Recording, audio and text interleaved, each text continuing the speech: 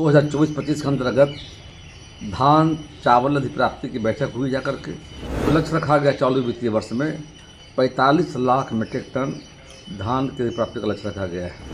कोसी, पूर्णिया, सारण, तिरहुत, दरभंगा के 19 जिलों में आज से धान की प्राप्ति की अधिसूचना हो गई जाकर के। बिचौलियों की चर्चा आपने की है, इसकी निगरानी भी की जाएगी। हमारी प्राथमिकता होगी कि धान का जो क्रय होगा पहले हमारी सरकार के स्तर पर पैक्सों के माध्यम से किया जाए। कृषि विकास मंत्री प्रेम कुमार ने उत्तर बिहार सहित 19 जिलों के लिए धान की खरीद का लक्ष्य जाहिर किया है। भाजपा नेता ने कहा है कि 15 नवंबर के बाद दक्षिण बिहार के जिलों के लिए भी लक्ष्य घोषित किए जाएंगे। आज माननीय मुख्यमंत्री जी की अध्यक्षता में खरीफ विपणन मौसम 2024-25 के अंतर्गत धान चावल अधिप्राप्ति की बैठक हुई जाकर के। बैठक में सभी मुख्य सचिव सहित सारे पदाधिकारी मौजूद थे और जो लक्ष्य रखा गया चालू वित्तीय वर्ष में 45 लाख मीट्रिक टन धान की अधिप्राप्ति का लक्ष्य रखा गया है। और अभी प्रथम चरण में आज 1 नवंबर से धान अधिप्राप्ति का जो अवधि है, कोसी, पूर्णिया, सारण, तिरहुत, दरभंगा के 19 जिलों में आज से धान की प्राप्ति की अधिसूचना हो गई जाकर के। शेष जिले जो हमारे बच जाते हैं जाकर के दक्षिण बिहार के पटना, मगध, मुंगेर, भागलपुर में ये 15 नवंबर से 15 फरवरी तक का लक्ष्य तय किया गया है। और इस संबंध में सभी जिला पदाधिकारियों को आदेश दिया गया है और वहाँ टास्क फोर्स समिति बनाकर सारी व्यवस्था कर ली गई है। और क्रय केंद्रों पर जो व्यवस्था जा करके है वह भंडारण, बाट माप, नमी मापक यंत्र, बैनर, पोस्टर प्रचार के दृष्टिकोण से आदि व्यवस्था कर ली गई जाकर के।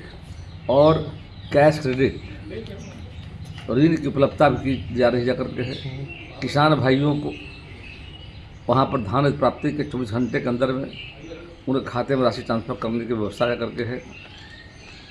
और हम रैयत और गैर रैयत दोनों किसान से धान प्राप्ति का लक्ष्य हमारा है वो पूरा होने जा रहा है। आज से शुरू हो गया है और आशा हम करते हैं कि निश्चित तौर पर जो सरकार ने लक्ष्य तय किया है करके उसके प्राप्ति में हम सफल होंगे। जानते हैं कि पैक्स के अध्यक्ष के माध्यम से बिहार में सरकारी खरीद लेती है। किसान पैक्स कोऑपरेटिव सदस्य के रूप में खाद्यान्न को बेचकर खाता में पैसा पाते हैं। ज़्यादातर पैक्स अध्यक्ष और उनके पसंद के बैंक खाता में भुगतान कर बिचौलिए के द्वारा खरीदारी होती है। पैक्स के माध्यम से ही जिला अधिकारी के सहित एफसीए के डीएम तथा सहकारी तथा ग्रामीण विकास पदाधिकारी की मिलीभगत रहती है। वास्तव में पैक्स प्रणाली में बिचौलियों की बनी है। धान की खरीदारी तो कम होती है पर खजाने का पैसा खर्च हो जाता है। बिचौलियों की भूमिका भी हर बार देखी जाती है, उसके लिए आप लोग क्या कर रहे हैं? असल दो बातें जा करके, एक है कि बाज़ार का मूल्य थोड़ा हाई हो गया था और इस बार देख रहे हैं कि भारत सरकार का न्यूनतम समर्थन जो मूल्य है जा करके वो है साधारण धान का है 2300 रुपये जा करके और ग्रेड ए का 2320 का जा करके।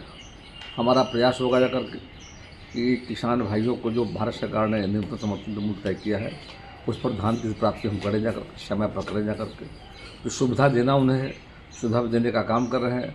और जहाँ बिचौलियों की बात आई जा करके तो जैसा जानकारी मुझे मिली थी पिछले वर्ष जा करके कि बाज़ार में थोड़ा मूल्य अधिक होने के कारण किसान बाज़ार में बेचने का काम किए थे, किसानों को फ़ायदा हुआ था। इस बार आशा है कि निश्चित तौर पर जो भारत सरकार का न्यूनतम मूल्य निर्धारित है उस पर बिहार की सरकार स्वयं खरीदेगी जा करके। किसानों को बाहर बेचने की जरूरत नहीं पड़ेगी। इसकी निगरानी भी हम कर रहे हैं। बिचौलियों की चर्चा आपने की है, इसकी निगरानी भी की जाएगी।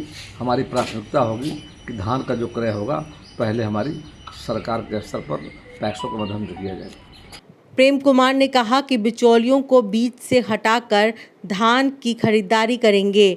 प्रेम कुमार ने ये भी कहा कि एमएसपी दर कम है और किसान सीधे मंडी में ऊंचे दर पा रहे हैं, इसलिए किसानों को एमएसपी का घोषित दर मिल जाए, इसको सुनिश्चित करवाएंगे। जानते हैं कि बिहार के सभी खेत को सिंचाई की गारंटी करने के लक्ष्य पर बिहार सरकार का कम ध्यान है। इसलिए अब चुनावों के पहले शासक दलों का मुख्य ध्यान इस पर है कि सरकारी खजाने से एमएसपी का अधिक पैसा किसानों में बांटा जाए।